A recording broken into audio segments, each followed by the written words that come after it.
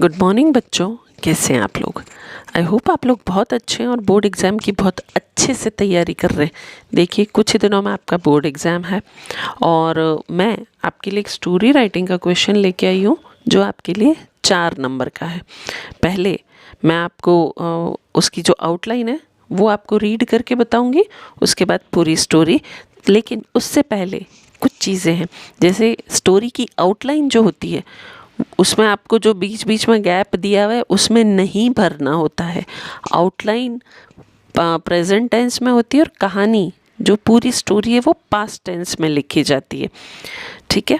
और हर स्टोरी का एक हेडिंग होता है और एक मॉरल होता है जिससे कि आपको शिक्षा मिलती है, ठीक है ना। तो चलिए हम इसका आउटलाइन पढ़ते हैं, फिर आगे चलते हैं। 2 friends travel to earn money through forest, wild animals. They promise to help each other. One climbs up a tree, the other does not know to climb. Danger lies on ground. Bear smells, thinks dead, leaves. Never rely on false friends. तो I hope आपको कहानी समझ में आ गई होगी। ये एक भालू और 2 दोस्तों की कहानी है। तो चलिए हम पूरी कहानी पढ़ते हैं। सबसे पहले मैंने इसका हेडिंग लिखा है अ बेयर एंड 2 फ्रेंड्स, ठीक है। अब हम कहानी शुरू करते हैं। वंस देयर वर 2 फ्रेंड्स, की एक बार 2 दोस्त होते हैं थे। Once they traveled to earn money through forest. एक बार उनको पैसा कमाने के लिए जंगल के रास्ते यात्रा करनी पड़ी। The forest was full of wild animals. वो जंगल जो था जंगली जीवों से भरा हुआ था। So they promised to help each other. तो उन्होंने एक दूसरे से प्रॉमिस किया कि मुसीबत में एक दूसरे को हेल्प करेंगे।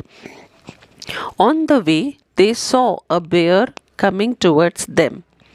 रास्ते में उन्होंने देखा कि एक भालू उनकी तरफ ही चला आ रहा था। One friend quickly climbed up a tree. एक दोस्त तो भाग के फटाफट पेड़ पे चढ़ गया। But the other friend did not know to climb.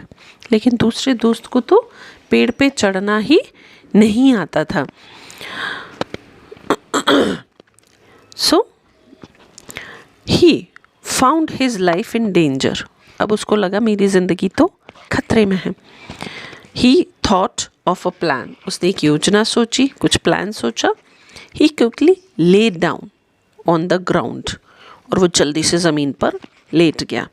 And held his breath. Breath मतलब सांस, हेल्ड यानी रोकी। उसने अपनी सांस रोक दी, ज़मीन पर लेट के सांस रोक दी। The bear came near him. भालू उसके पास आया एंड स्मेल्ट इट, और उसको सूंघा। The bear found it dead and left. भालू को ये लगा कि वो मरा हुआ है, और फाउंड की जगह हम कर देते हैं थॉट, ठीक है ना, कि भालू ने उसको मरा हुआ समझा और चला गया। When the bear was gone, जब भालू चला गया, the other friend came down. वो पेड़ वाला दोस्त उतर के नीचे आया। And asked what the bear said to him. उस दूसरे दोस्त से पूछा, भाई तुझे भालू ने क्या कहा।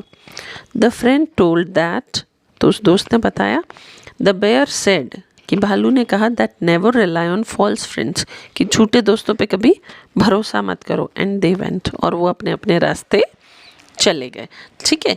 अब हम लिखते हैं इसका मॉरल, कि इससे हमें क्या शिक्षा मिलती है।